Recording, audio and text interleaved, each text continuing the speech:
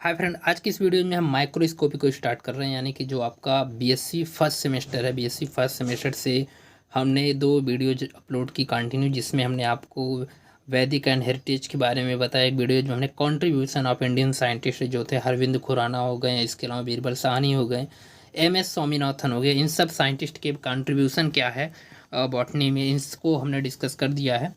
तो अब हम जो आपका यूनिट फर्स्ट है उसका पार्ट सेकंड जो है माइक्रोस्कोपी के ऊपर है, तो माइक्रोस्कोपी को स्टार्ट कर रहे हैं। माइक्रोस्कोप क्या होता है, उसकी हिस्ट्री क्या है, क्लासिफिकेशन क्या है, टर्म्स क्या है उसके, और इसके अलावा जितने भी इंस्ट्रूमेंटेशन यूज होते हैं उसको हम डिस्कस करेंगे। आज का हमारा जो पार्ट रहेगा वह इंट्रोडक्शन टू माइक्रोस्कोपी के ऊपर बेस्ड रहेगा। टॉपिक आपका बेसिक फर्स्ट सेमेस्टर बॉटनी से रिलेटेड है। चलिए शुरू करते हैं। अभी तक आपने अगर पिछला वीडियोज नहीं देखा जिनमें हमने कंट्रीब्यूशन ऑफ इंडियन साइंटिस्ट के ऊपर बताया है, तो आप उसको जरूर देख लीजिए। उसका लिंक आपको वीडियो का डिस्क्रिप्शन और चैनल के प्लेलिस्ट में मिल जाएगा। चलिए शुरू करते हैं। सबसे पहले बात करते हैं what is the microscopy. Microscopy है क्या? तो माइक्रोस्कोपी साइंस की वह ब्रांच है जिसके अंतर्गत हम लोग स्टडी करते हैं माइक्रोस्कोप की।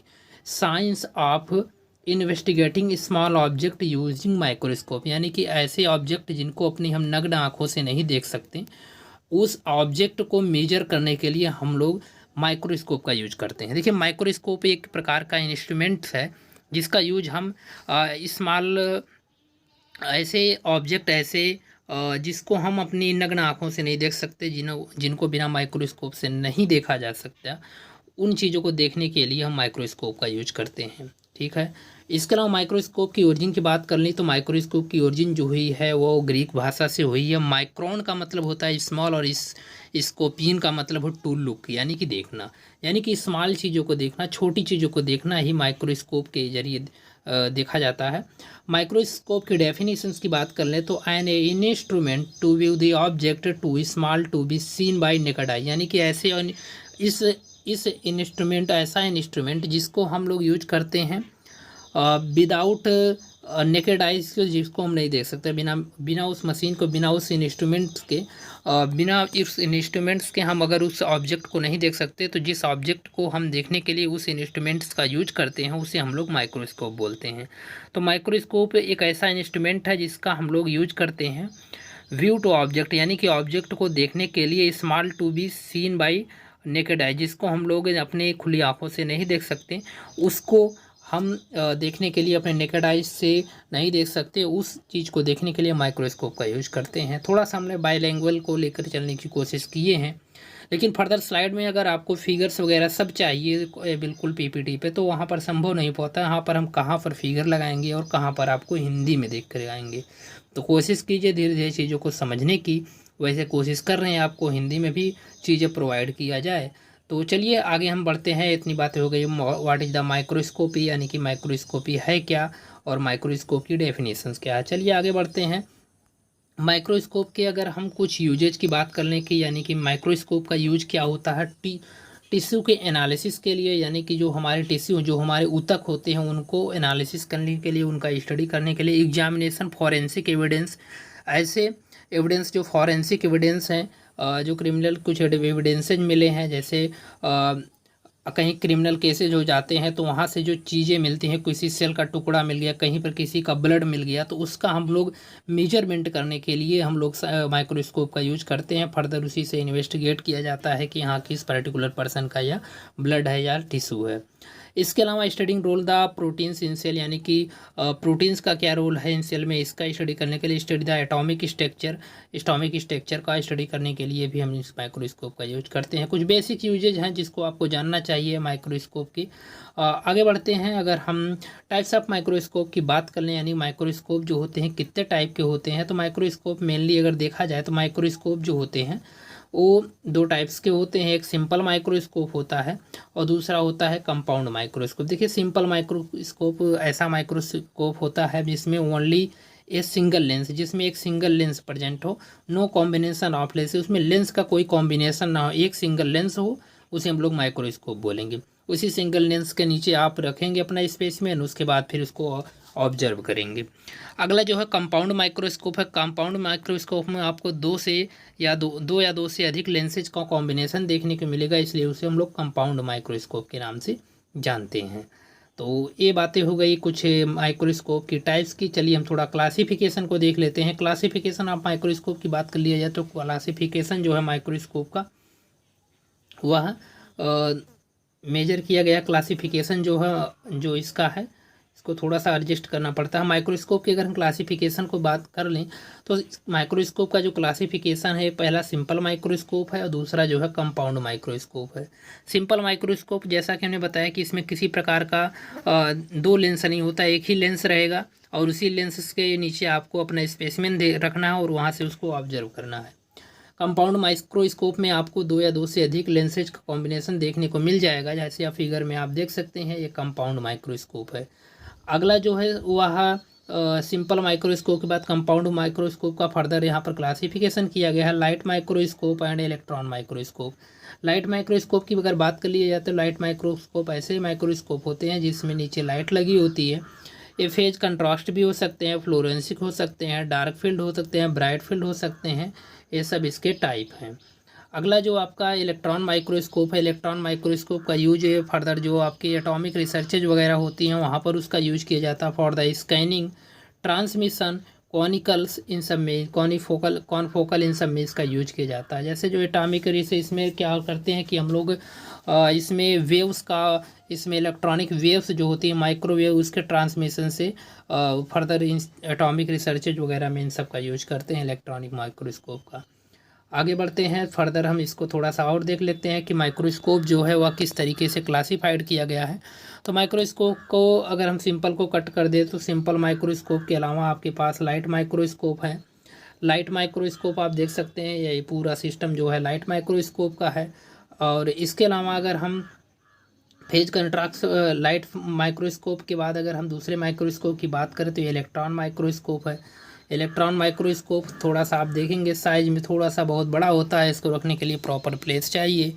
और इसके अलावा अगर हम लाइट माइक्रोस्कोप के थोड़े से क्लासिफिकेशन की बात कर लें तो या compound microscope, stereo microscope, compound microscope आप देख सकते हैं यहाँ पर दो या दो से अधिक लेंसेज यहाँ पर लगे हैं। नीचे आप देख सकते हैं ये लेंसेज है, 2-3 लेंसेज है, 10x पे देख सकते हैं, यानी कि चीज़ों की आप 10 गुना बड़ा करके देख सकते हैं, 100 गुना बड़ा करके देख सकते हैं, ऐसे करके इसमें लेंसेज लेके रहते हैं। 30 गुना होता है, 40 गुना, 50 गुना बड़ा करके, यानी कि 100 एक्सेस तक इसमें मैक्सिमम होते हैं।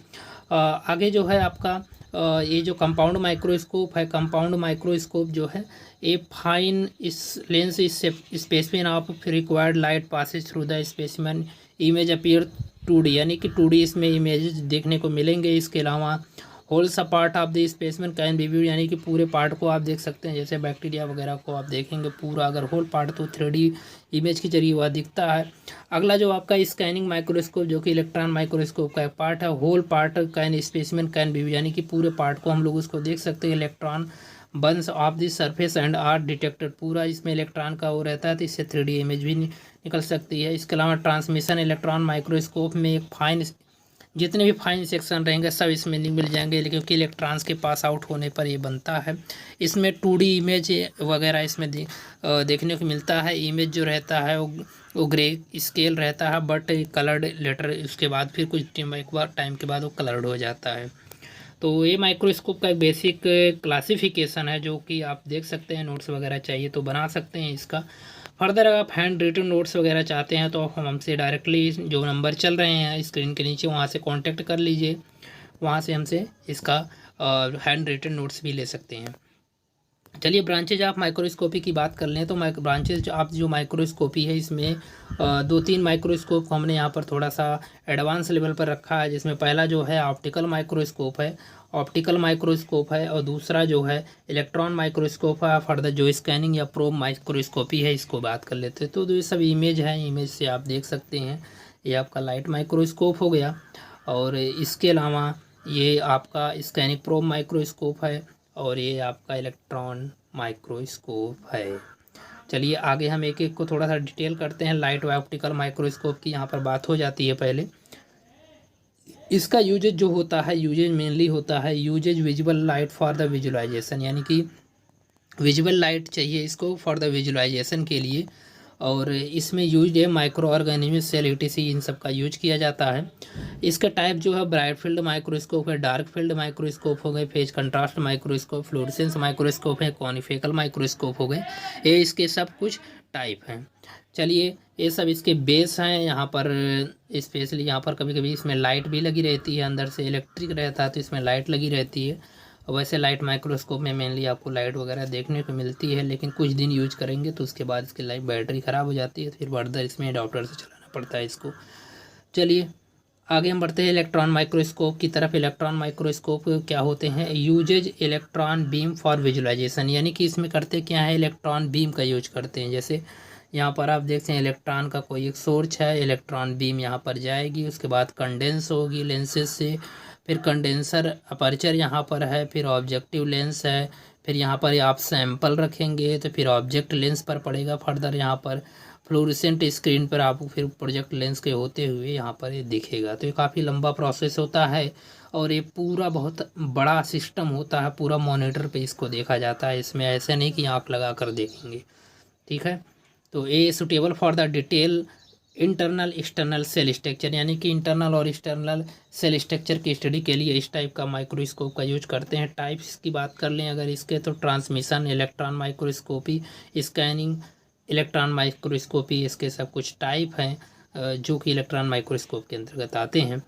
आगे बढ़ लेते हैं, थोड़ा सा हम इस इमेज को आपको क्लियर बता दें। तो सबसे पहले यहाँ पर इल्यूमिनेशन सिस्टम यहाँ पर है, इमेज और डिफरेंट पैटर्न फॉर्मेशन और मैग्नीफिकेशन इमेज यहाँ पर, यानी कि पूरा फिगर जो रहता है यहाँ से बनने की मैग्नीफाई होने के बाद फ्लोरेसेंट स्क्रीन पर यहाँ से ये दिखेगा।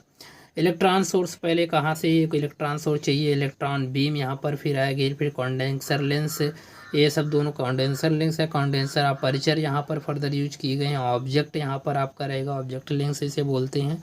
नीचे आप सैंपल रखेंगे जो कि जो ऑब्जेक्ट जो लेंस है वो सैंपल पर फोकस करेगा, फिर फर्दर इलेक्ट्रॉन सोर्स से इसका जो इमेज रहेगा वह नीचे फ्लोरेसेंट स्क्रीन तक जाएगा। ऑब्जेक्ट लेंस यहाँ पर ऑब्जेक्ट अपर्चर, सेक्टेड अपर्चर, इंटरमीडिएट लेंसेज वगैरह सब हो के, यानी कहने का मतलब ये बहुत बड़ा प्रोसेस हो जाता है। और इसके लिए आपको मॉनिटर वगैरह जो रहता है लैपटॉप या पीसी से आप उसको फिर फर्दर उसमें देखते हैं, तो ये काफ़ी बड़े लेवल पर इसका यूज किया जाता है।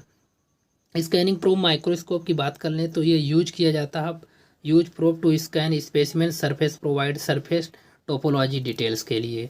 और इसके अलावा एग्जांपल में एटॉमिक फोर्स माइक्रोस्कोपी, ये सब इसके अंतर्गत आते हैं। एटम्स के फर्दर इसमें यूजेज में किया जाता है ये सब स्कैनिंग प्रोब माइक्रोस्कोप का। और यहाँ पर इसका एक छोटा सा फिगर भी हमने दिखा दिया है। तो ये सब स्कैनिंग प्रोब माइक्रोस्कोप हैं, इसको आप जानते रहिए। आगे हम थोड़ा सा और डिटेल कर लेते हैं। मेन कंपोनेंट ऑफ माइक्रोस्कोप में अगर हम बात कर लें तो दो कंपोनेंट तो बिल्कुल होने चाहिए। पहली चीज़ क्या होनी चाहिए, लाइट होनी चाहिए फॉर इल्यूमिनेशन। लाइट ही नहीं रहेगी तो कुछ दिखेगा ही नहीं, चाहे वो सनलाइट हो, चाहे आप इसमें जो लाइट वाला माइक्रोस्कोप आता है उसका यूज कीजिए। लेंसेज को फॉर मैग्नीफिकेशन, उसमें लेंसेज होने चाहिए तभी आप उसको मैग्नीफाई कर पाएंगे, ठीक है। और ये आईपीसीएस के आधार पर किसी में 2 रहता है, किसी में 3 रहता है, तो उसके ऊपर रहता है। और इसमें जो ऑब्जेक्टिव लेंसेज हैं इनका ये जूमिंग कैपेसिटी होती है, कोई 10x पर जूम करता है, कोई 30 पे, कोई 40 पे, कोई 100 पे।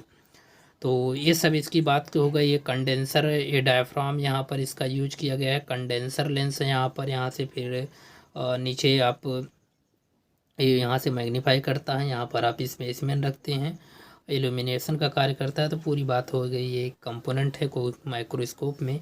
अगर आप लैब वगैरह में जाएंगे कभी तो आप इस सब चीज़ें देखने को मिलेगी, और जिसमें आपको प्रैक्टिकल्स वगैरह भी जो हैं इससे कराए जाते हैं। अगर 12th में नहीं किया है, 12th में वैसे करना चाहिए अगर आप बायो की स्टूडेंट हैं तो वो आपको ज़रूर देखने को मिलेगा। कुछ समरी पॉइंट ऑफ व्यू की बात कर लें तो माइक्रोस्कोपी जो होता है हेल्प करता है study object invisible to the naked eyes. Type include करते हैं light, electron and scanning probe microscopy, ये सब इसके टाइप्स हैं। ये समझिए कि अगर जो माइक्रोस्कोप नहीं है तो आप साइंस में या बायोलॉजी में आपको और रिसर्च फील्ड में बिल्कुल चीज़ें जो है वो मुश्किल हो जाएंगी, नहीं हो पाएंगी। तो ये प्रकार है crucial for the biology and medicine and research area के लिए। ओके, अगर कुछ वीडियोज इन्फॉर्मेटिव लगी हो तो आप लाइक शेयर सब्सक्राइब कर सकते हैं। दोस्तों को ज़रूर शेयर कीजिए ताकि इसी तरीके के उनको भी कंटेंट मिलते रहे। पढ़ते रहिए। आने वाले समय में आपको बीएससी फर्स्ट सेमेस्टर से जूलॉजी के साथ साथ आपको बॉटनी में भी जैसे आप बॉटनी पढ़ रहे हैं, फिर फर्दर जूलॉजी के भी जो टॉपिक्स है सबको हम कवर करने की कोशिश करेंगे। तो बने रहिए, पढ़ते रहिए। Okay, thanks for watching.